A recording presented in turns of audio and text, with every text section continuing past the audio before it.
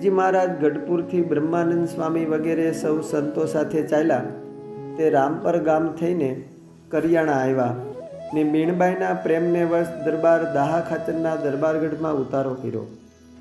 આ વખતે કાળુ મકવાણા અને એમના પત્ની વિજલબાઈ ત્યાં શ્રીહરિના દર્શને આવ્યા ને શ્રીહરિને અરજ કરીને સ્નેહવશ પોતાને ઘેર લઈ ગયા. એમના ઘરે થાળજીમાં અને રોંઢો ઢળતા સભા થઈ.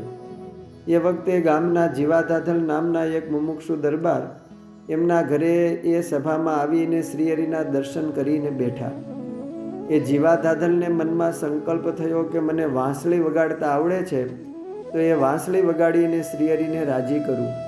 એમ જાણીને એમણે મણિધર નાગ ડોલવા માંડે એવી સરસ કળાએ કરીને વાંસળી વગાડી. શ્રીહરિ એમના ઉપર અતિ રાજી થયાને વરદાન માગવા કહ્યું. ત્યારે જીવાધાધલે પોતાના ખલીચામાંથી એક નવી વાંસળી શ્રીહરિને હાથમાં આપીને પ્રણામ કરીને બોલ્યા કે પ્રભો, આપ તો નટવર છો. તમે જો રાજી થયા હો તો અમારા ગામની વાંસાવડી ધારે આજે તમે કૃષ્ણાવતારમાં જેમ વાંસળી વગાડીને સૌ વ્રજવાસીઓના મન મોહી લીધા હતા એમ અમને વાંસળી વગાડતા દર્શન આપો. મહારાજને શીશ નમાવી તેણે વાંસળી સરસ બજાવી. જેમ ડોલે મણિધર વ્યાળ તેમ ડોલવા લાગ્યા દયાળ. નવ રાખી બજાવતા ખામી બોલા રીજીને અંતર જામી.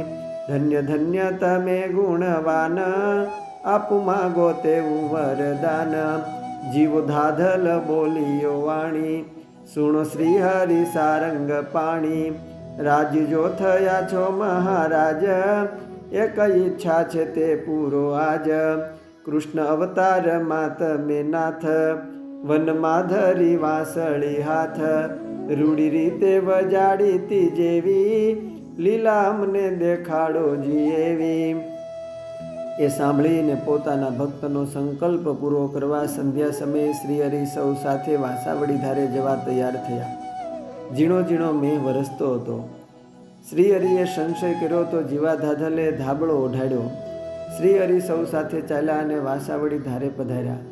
ત્યાં આવીને સૌને જ્ઞાન વાર્તા કરી. રાત્રે 1:30 પહોર વીતે પૂર્ણિમાનો ચંદ્રમા ખીલીને નીકળતા શ્રીહરિએ ત્રિભંગી ધારણ કરીને વાંસળી ધારણ કરીને અદ્ભુત તાન સાથે વાંસળી વજાડી. શ્રીહરિએ સામ વેદનો રાગ આલાપ્યો. બૃહદંતર અને મહાવૈશ્વનર નામના રાગો વગાડ્યા.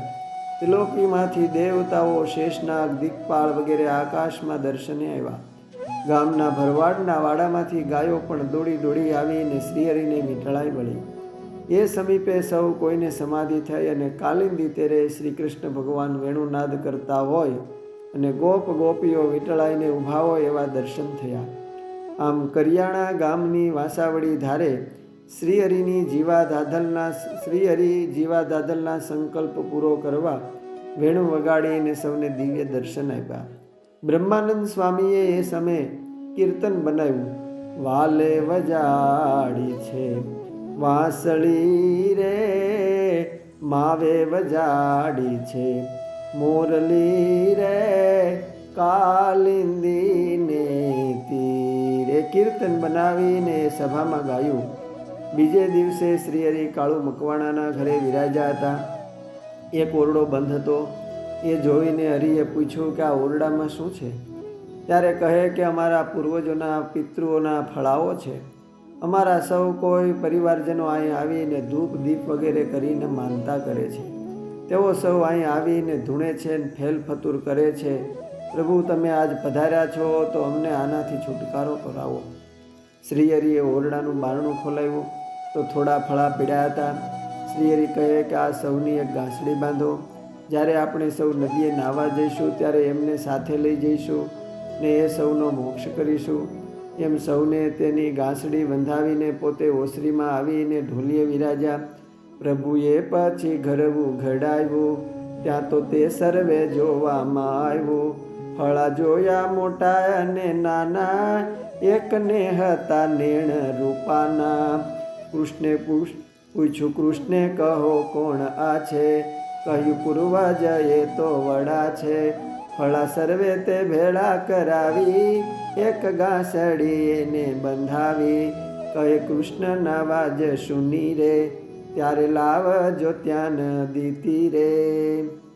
દરબાર દેહા ખાચર પણ એ વખતે ત્યાં આવ્યા એટલે શ્રી હરિ સન્મુખ બેઠા. કાળુ મકવાણાના ઘરવાળા વિજલબાઈએ મકાઈના ડોડાના દાણા મસાલા નાખીને જમવા શ્રીહરિને આપ્યા. ડોડા જેમાં પ્રસાદી કાળુ મકવાણા અને દેહા ખાચરને દીધી.